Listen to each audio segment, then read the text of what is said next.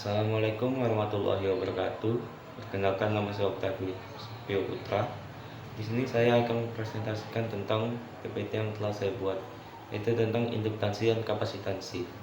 Pertama, yaitu jembatan AC, yang mana rangkaian dasar jembatan AC sama dengan rangkaian jembatan DC. Ini terdiri dari 4 lengan jembatan, yang mana sumber eksitasi dan detektornya 0. Sumber listrik menyuplai tegangan AC ke jembatan di mana frekuensi yang diinginkan. Untuk pengukuran pada frekuensi rendah, saluran listrik dapat digunakan bertindak sebagai sumber pasokan ke sirkuit jembatan. Untuk frekuensi tinggi, osilator elektronik adalah digunakan sebagai sumber pasokan jembatan, yang mana detektor yang digunakan untuk jembatan AC diberikan oleh pertama headphone, yang mana headphone digunakan sebagai pendeteksi pada frekuensi 25 Hz hingga 3 atau 4 kHz, yang mana mereka adalah detektor yang paling sensitif untuk rentang frekuensi ini. Yang kedua, galvanometer getaran, yang mana sangat digunakan untuk tenaga dan rentang frekuensi audio rendah, bekerja pada frekuensi mulai dari 5 Hz sampai 1000 Hz. Yang ketiga, detektor penguat tone, yang mana penguat transistor dapat di-setel secara elektrik ke frekuensi apapun yang diinginkan. Kedua, jembatan induktansi Maxwell, yang mana metode ini cocok untuk pengukuran induktansi medium yang akurat. Sirkuit ini mengukur induktansi dibandingkan dengan induktansi diri standar variabel.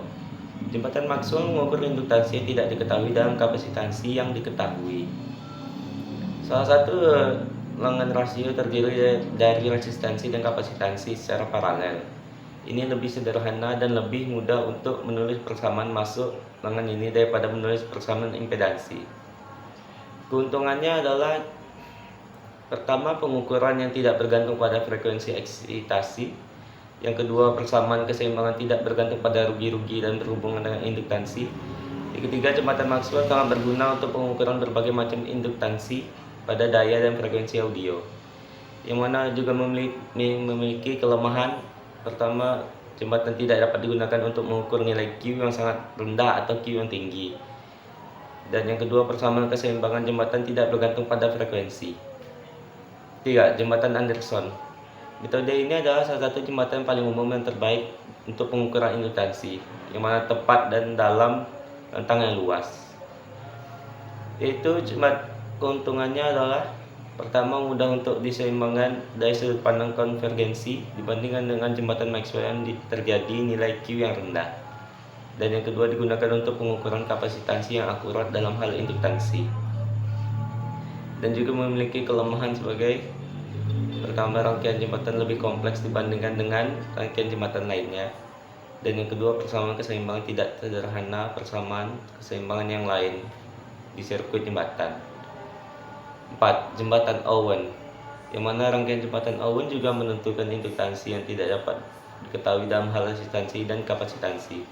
Keuntungan metode ini adalah induktansi yang dapat mencapai rentang yang sangat jauh ditentukan dengan menggunakan kapasitor dalam ukuran yang wajar. Jembatan Owen memiliki keuntungan sebagai berikut. Pertama, persamaan tidak mengandung komponen frekuensi apapun, dan yang kedua, dapat digunakan pada berbagai pengukuran induktansi. Juga memiliki kelemahan, yaitu jembatan ini menggunakan kapasitor variabel yang mahal dan akurasi sekitar 1%. Dan nilai kapasitansi C2 pada menjadi besar ketika pengukur kumparan Q yang tinggi. 5. Jembatan Desauty, yang mana sebuah jenis jembatan dalam rangkaian pengukuran impedansi yang digunakan khususnya untuk mengukur kapasitansi tak diketahui. Jembatan ini menggabungkan elemen induktif, resistif, kapasitif untuk menciptakan rangkaian seimbang yang dapat digunakan dalam mengukur nilai kapasitansi yang tidak diketahui. 6. Jembatan Strang. Jembatan Strang adalah salah satu sirkuit terpenting yang berguna yang tersedia untuk pengukuran kapasitansi, kerugian, dielektrik, dan faktor daya, mana ini banyak digunakan baik dalam pengukuran presisi kapasitor pada tegangan rendah untuk studi isolasi dan struktur isolasi pada tegangan tinggi, yang mana sebaiknya beberapa pengaturan atau modifikasi disesuaikan dengan aplikasi khusus. 7. Jembatan Wien. Rangkaian jembatan ini banyak digunakan untuk mengukur kapasitansi kapasitor dan rugi-ruginya. Bahkan dalam tegangan tinggi sampai keuntungan dari jembatan steering, secara umum terwujud rangkaian jembatan sensitif terhadap frekuensi dan sekarang digunakan untuk penentuan dan kontrol frekuensi. Dalam hal aplikasi jembatan WIN yaitu ada beberapa penerapan penting. Pertama, jembatan ini digunakan untuk mengukur frekuensi dalam rentang audio. Yang kedua, jembatan WIN digunakan dalam osilator audio dan HF sebagai perangkat penentu frekuensi. Dan yang ketiga, jembatan ini menggunakan penganalisis distorsi harmonik sebagai filter kick dan osilator frekuensi audio dan frekuensi radio sebagai jembatan penentu elemen. Dan yang terakhir, 8 koneksi tanah Wagner, yang mana cara untuk mengontrol kapasitansi yang nyasar adalah dengan melindungi lengan dan menghubungi pelindung tanah.